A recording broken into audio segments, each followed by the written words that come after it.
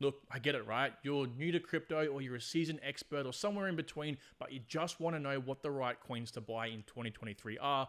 Well, do not worry because I'm going to do you guys that favor today. But more importantly, I'm going to show you how to actually manage a portfolio yourself and how to actually create it, because that is the most important thing. A lot of people's portfolio gets out of whack very, very easily. And when you're starting, there's so many avenues you can go down, so many influencers teaching you different things, you can get hard stuck very, very easily. So the first thing I would actually go ahead and say is stay away from the markets in general. Stay away from the hype, the FOMO, people telling you to buy. You want to keep your distance because ultimately you're going to get FOMO. And when you get FOMO, that's a one-stop shop to actually getting you wrecked. You end up holding your bags for a very, very long time because you're buying at bad prices. So we need to take a step back and prepare ourselves first before we start buying. To do so, we need to figure out how much we can invest. I call this your pot, right? Your pot of cash you can go and invest. If someone was to ask you to invest X amount of money tomorrow, you could have that capital to put into crypto. So for this situation, for our example, I'm going to have a portfolio of $4,000. Cool. So what's your DCA income, right? So you need to know how much money you can dollar cost average over the next 12 to 24 months as the bull market starts to ramp up even more. So how much can you DCA a week? Is it 50 bucks, 150, 250? Right, you need to find a time frame as well. So the most important thing to do is probably figure out when you get paid and then how much of your pay you can actually extract to invest into crypto. So to do that, I've actually created a DCA income video. It's on my channel. I'll link it down below, which has this. So I created this budget calculator so you can punch in all the different things you spend money on. And then down the very, very bottom, it'll spit out your expendable income. Now, you might not want to invest all of your expendable income. You might only want to invest a certain percentage of that. You might want to, have some savings on the side, which is probably a pretty good idea. But ultimately, that will help you calculate how much you can obviously invest in your period of time. The next thing we need to do, and this is the most critical thing that people don't do, but I found it is the most imperative, which is creating or finding your risk appetite. Now, again, just like before, I've got a calculator that you can use and I made a video on to help you out with this. But most importantly, you can do this yourself. So how much money are you actually able to lose, or how much are you willing to lose out of your initial pot? So is it nothing? Are you just don't want to lose anything? Is it 25%? Is it 50%? Or is it you're okay to lose it all? But you really need to sit on this idea and think about it over a period of time and literally put yourself in a position that you have lost that amount of money. So in our example, I'm going to go ahead with saying, okay, I'm happy to lose 50% of my $4,000 in the market. If it's anything over that, I'm starting to feel quite upset and nervous, right? So if you are still feeling like, it's going to keep you up at night, you're nervous, whatever it might be, well, then you need to come back here and revisit that factor. How much are you actually willing to invest? If it's nothing, right? If you're not willing to lose anything, then that's fine, okay? You just want to obviously invest in the safest possible projects, which brings us over here to charting it, right? So this is where you need to come down and actually hold yourself accountable to those numbers, and we need to put them into categories. So if it, say, for example, is low risk, low reward, so you don't obviously want to risk anything, but obviously you're going to get a little reward back, well, then you would look at putting more of your tokens or income, your pot, into this category. Likewise, you've got low risk, medium risk, high reward, and high risk, extremely high reward, of course. They each have their trade-offs. So let's give an example here. This is a degen example, right? So if you're someone who's like, you don't really care too much, maybe you're happy to lose 80, 90% of your portfolio, but you just want the high returns,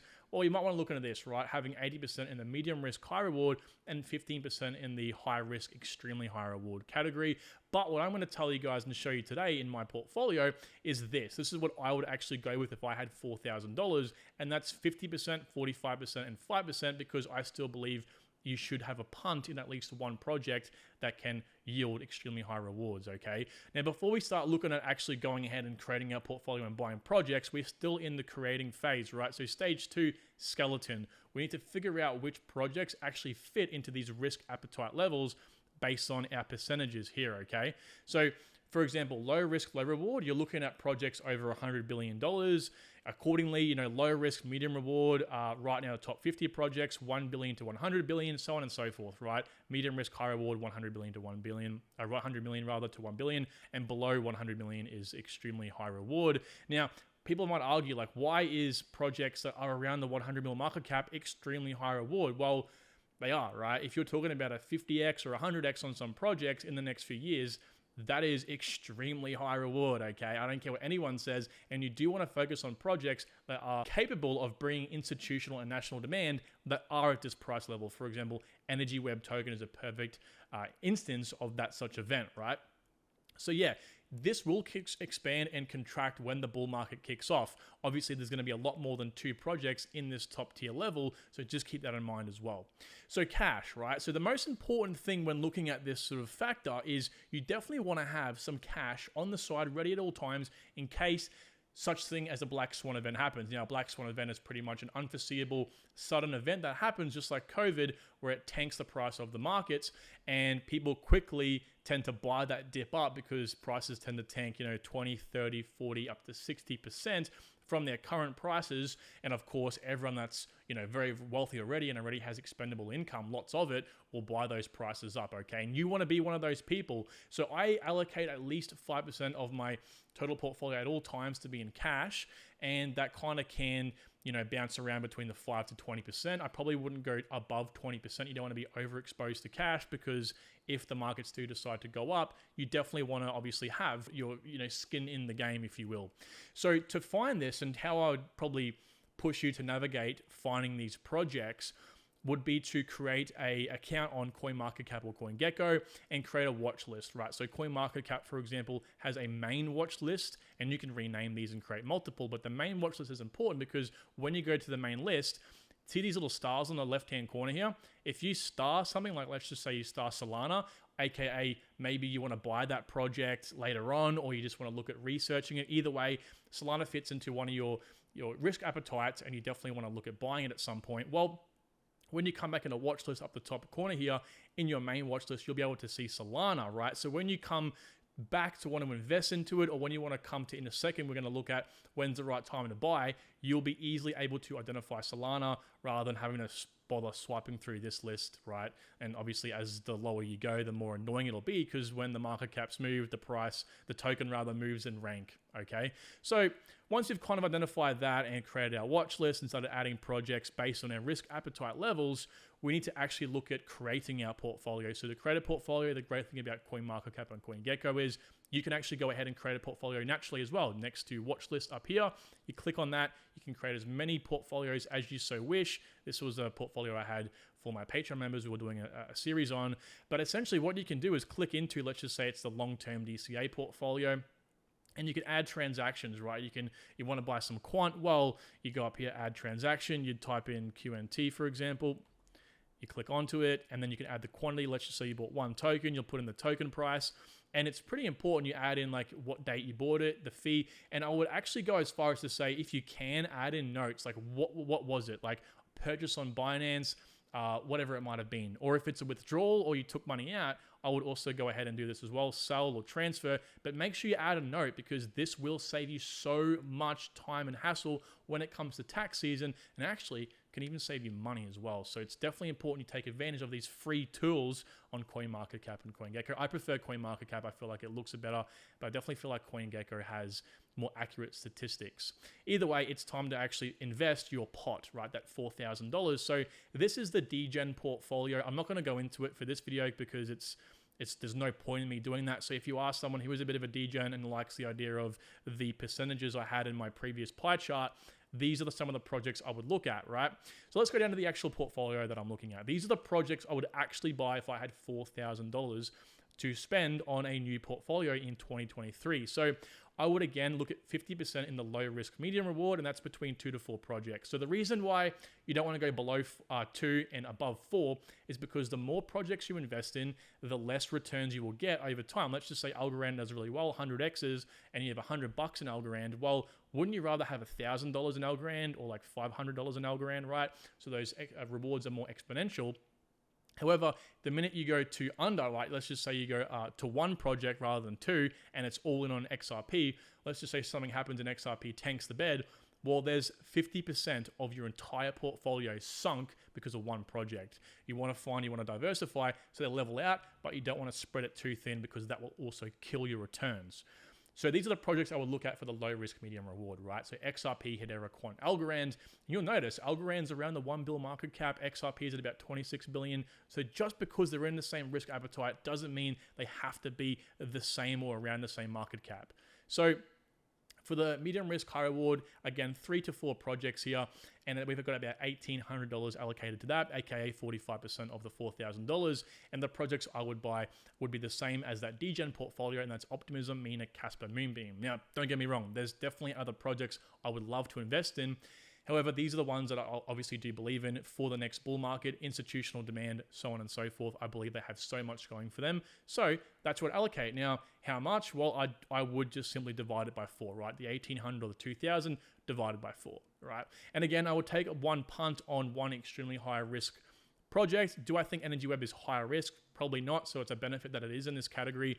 Energy Web is doing great things as well. So I believe they're an absolute steal at that 100 mil market cap-ish level. Okay, so right, we've figured out what our portfolio is going to be put in, at least the initial $4,000. So let's go ahead and create it. Okay, so I've got buy/DCA because we still need to buy the actual tokens themselves or the projects with our initial pot amount. And you just don't want to be throwing in, let's just say it's, $500 in each of these top projects. Initially, you don't want to go to CoinMarketCap, find whatever price they are now and buy them. That's a horrible way to do it. You need to also dollar cost average in your pot value as well. So you might want to dollar cost average more than your actual DCA value, but you definitely do need to stagnate that unless, of course, there is a really good time to buy. So what I teach people to do is down here, right? So if the entire market, we're talking about the entire crypto market here, which is the global market cap, is stagnant, meaning it's pretty much up or down anywhere between 4% down to 4% up in that range, that's so-called stagnant.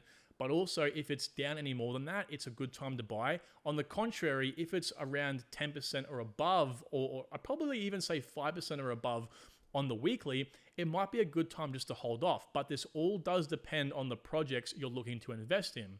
So this is why we circle back to having a watch list. So the reason why you want to have a watch list and why it really does save you so much time is because you can imagine having projects in the microcap level, having to go find them on the homepage, scrolling and scrolling and scrolling, and obviously them changing because of the market cap rankings. Whereas you can come in here and just find your 6 or your 7 projects and go, okay, well, let's just say XRP was one of the projects we're looking at investing in. So you'd come to XRP and you go, okay, well, the 7-day is, let's just say, down 10%, right? So you'd come to XRP and you'd also look at the 7-day on XRP. You don't want to look at the 1 hour. You don't want to look at the 24 hour because they can, it's crypto. These things move very, very quickly. You want to look at more of an average. So, okay, it's down 1.68%. All right, but we don't really know how much it's down on like the monthly, for example. So you want to click into every single project. Again, pretty much every week you want to do this, right? When you want a DCA, you'd click 3 month to 1 month, and you'd have a quick gander at actually how it's performing relative to the most recent time. So as we can see here, if you went into the 7-day, it looks quite good. You might want to invest. Even monthly, you might not see this little dip over here, so you might think it's performing pretty well. Hey, I might want to invest. Well, again, 3 monthly, okay. So it's pretty much gone up from about 36 cents to about 50 cents where it is now, which, as you should all know, every single cent counts. It can be the difference between thousands of dollars when you do decide to sell. So, okay, maybe XRP isn't a good time to buy right now. I might just hold off, dollar cost averaging into these guys just now. So what I do then is come back up here and just go down like a waterfall, right? So, okay, well, let's try Hedera now. So you'd come on here and then you just go into Hedera. Again, if you have it on your watch list, it'll save you so much time. And you just come to the 1 month, have a quick look. Okay, so it's performing not that bad. 3 month.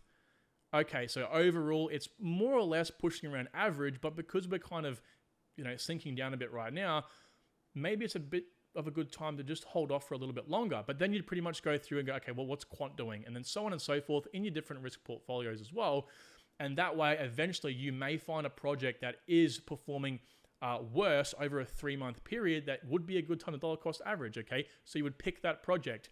If it is that project week after week after week, well, you can either decide to DCA into that project every single week from then on until it obviously has a shift or another project opens up.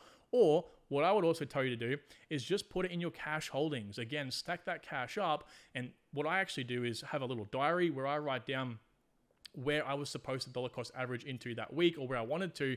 And that way I can kind of keep a better eye on my position. So when an event comes up or I decide to invest a bulk amount of money into a certain project or risk portfolio, I then know how much is allocated to that project or to that area, if that makes sense. I know it's a little bit fast. I've gone through it quite quickly.